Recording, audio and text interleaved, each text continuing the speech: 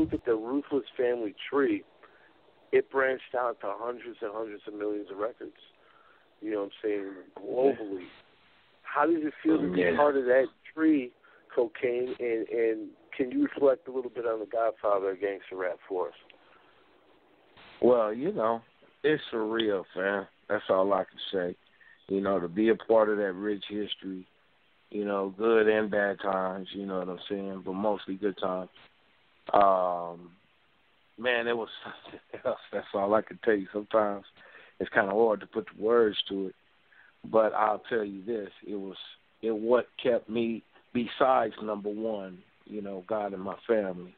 You know, being around that source kept me going, man, because you know, Eazy never made you feel like you was worth 2 cents. He, you know, he let you kick it around him.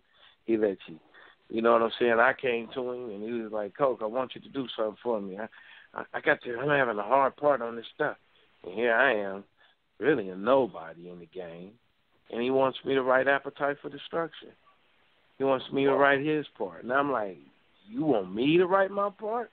You know what I'm saying? And it's not like I was starstruck because I was with him already and with a blah.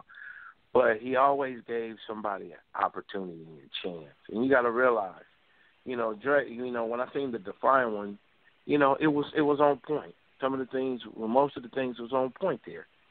And you got to realize if there was no Eric, though, and not taking nothing away from any of the tree, all of us, but if there was no Eric putting up his hustle money, this wouldn't be possible. Me and you wouldn't be talking. Eric was not only the blueprint to allowing us to articulate our message from a suppressed environment called ghettos, but his tree created a multi-billion-dollar corporations for different subsidiaries out of that one tree, out of him taking his Compton money and putting this dope money up and saying, let's get this shit cracking. He's you know what I'm saying? So, yeah, so, you know, Eazy just as equal as anyone at the top. Cube, and they know it too, because they said, Dre, any one of us. Eazy needs to be inducted into some of these colleges in their books. Because when you're talking about economics and different history of hip-hop has the biggest economics. And he was our West Coast Russell Simmons. Yeah. And it's amazing, too, because, you know, I was watching a little bit of the Defiant ones, and I saw that footage of him. They were teaching him how to rap and stuff. And, you know, the man had the charisma to be able to do that and maintain a business mind to be able to find other talent, too. Like, you knew it wasn't about him. You know what I'm saying? Yeah. He wanted to make sure that he had talented people around him, you know? Yeah. And I'll say this. I must not forget that. Everybody can point the finger at each other, and everybody's cool now, which is a blessed thing.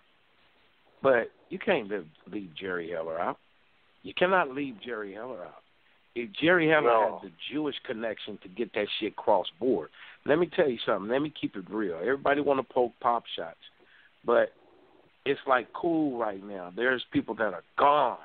So, therefore, it's for all of us to go ahead and then put aside of everything, which we all did.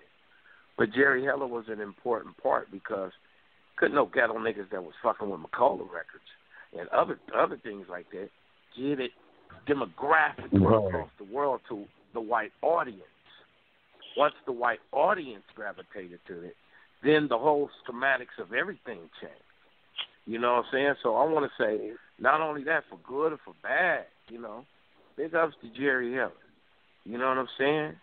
Big ups to what Eazy did. It's just crazy that a lot of things in between had came along the way. It was one time where we were hot at Dre, and Dre were hot at us, and we were hot at Snoop and Snoop. So at the end of the day, it's about accountability because you cast the first stone with anybody. And everybody's accountable. You know what I'm saying? So I want to say, I got to say that because ghetto niggas wouldn't have been able to do it if they didn't have that Jewish plug. And I'm just keeping it real.